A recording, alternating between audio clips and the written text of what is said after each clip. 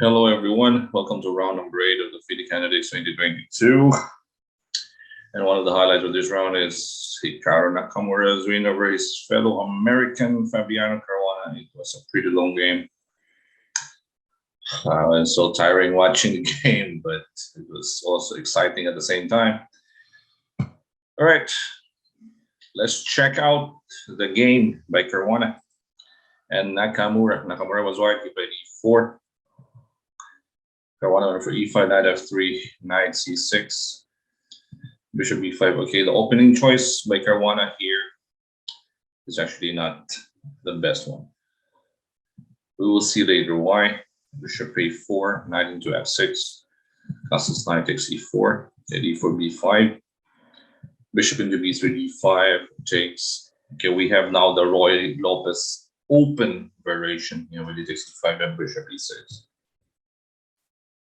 c3, bishop c5, knight b d2, castles, bishop c2. And here Caruana went again for this knight takes f2.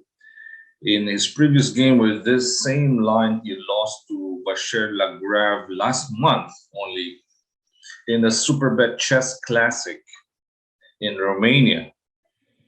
So this opening choice, I'm pretty sure Caruana cannot sleep over this choice. Okay, but he did it. You cannot fault these guys for there's just so many things out there, so many things going through their minds.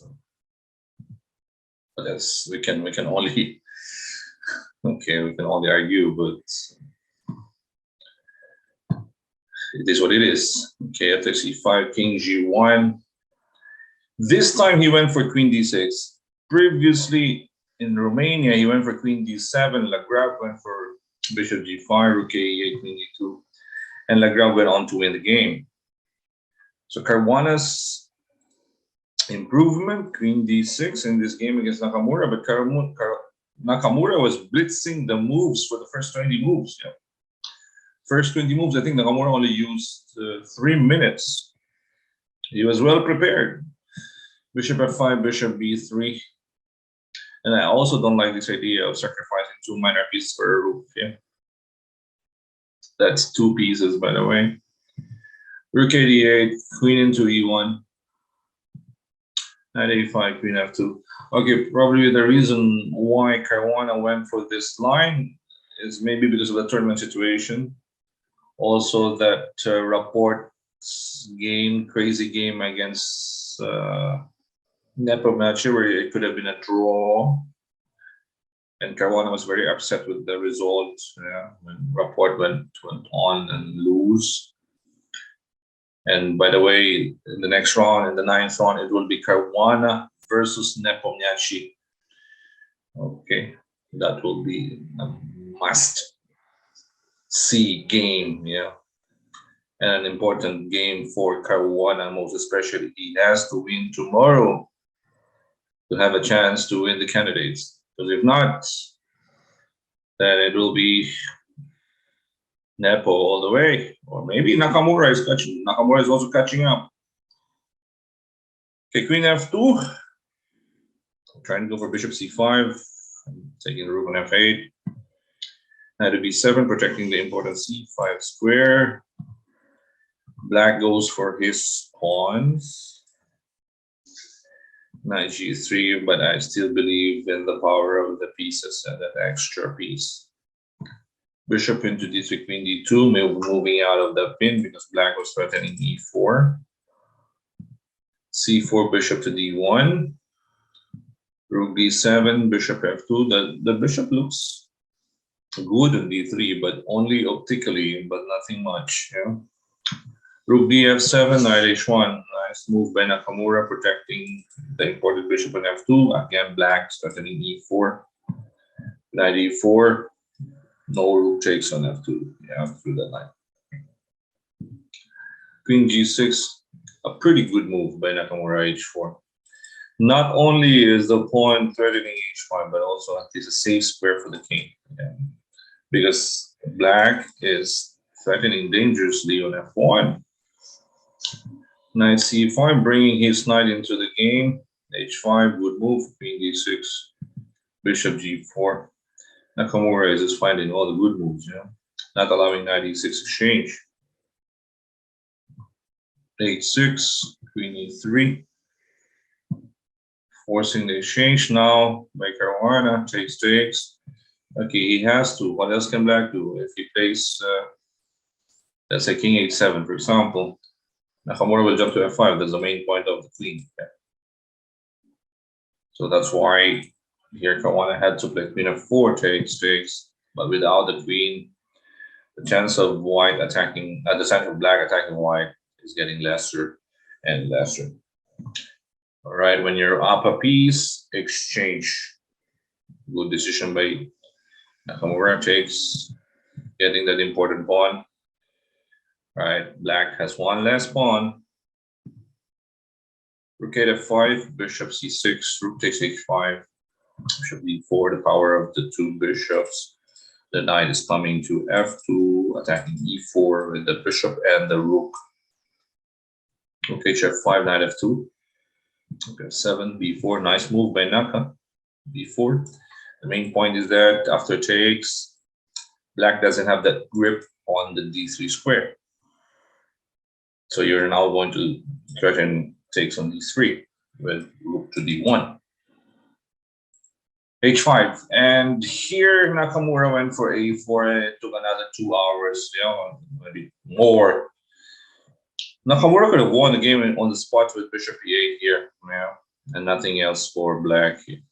For example, if you protect the pawn on f5, or sorry, in h5, bishop e3, the rook is trapped. You go rook h4, that's g3. That could have been game over, yeah. It could have gone on to 60 plus moves. Bishop e8 is simple. For example, I move my rook, let's just say rook e7, just take that pawn on h5, and there's no more counterplay for black. Yeah. Later on, you can play that a4 move, go back to g1 and a4 if you want.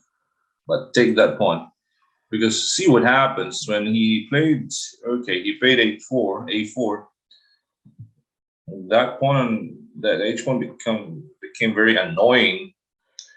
And Caruana also found this move h3. It's interesting because now if you take that pawn with a knight, there's rook f1, rook takes f1, king h2, rook e1. No, it's creating problems. Yeah, e3 is coming up. And if you take with the pawn, there's rook f3. You protect, there's rook g3. You go king h2, I will take, and rook takes f2. And now it's better for black. And Nakamura had to find the only saving move, rook a2. Because black's threat is also h2. If you take, there's rook takes f2. Well, Nakamura is just, very resourceful guy.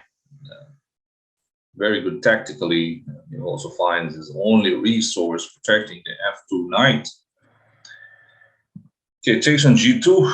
Well, the pawn on h5 becomes a problem. Bishop d1. Now Nakamura had to regroup, had to refocus, and try to win the game once more. Because earlier, bishop e8 was already winning.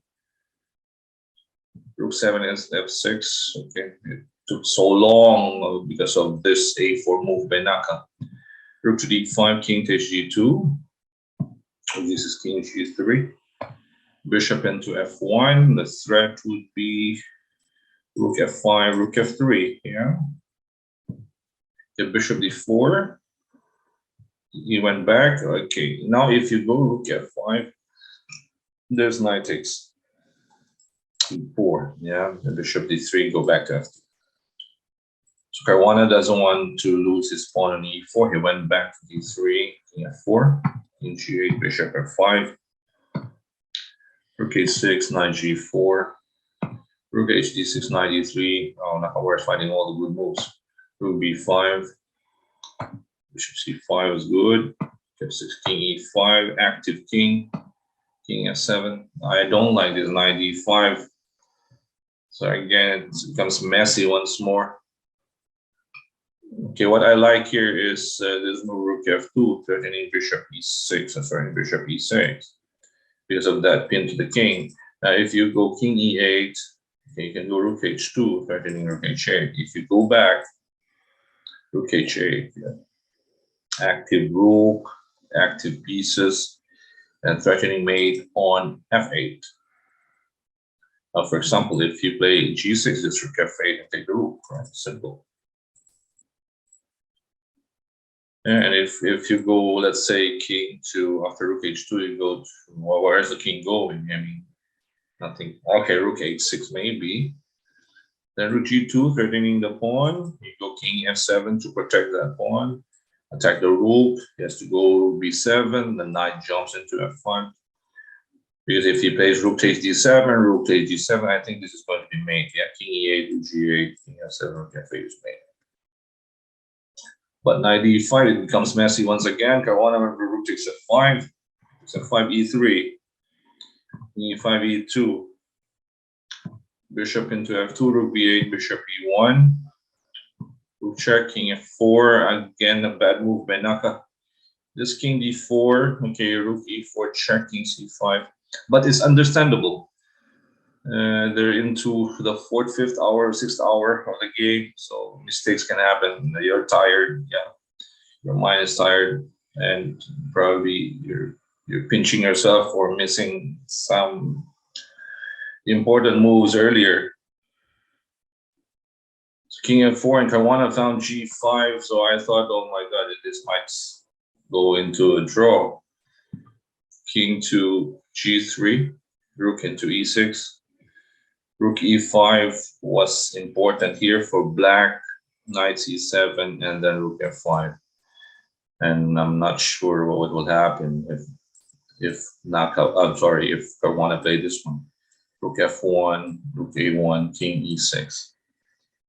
How do you threaten? I mean, if you go knight c5, for example, this king d5, I think this is equal, yeah. Even if you take that pawn, there's also a threat of bishop c2, bishop d1.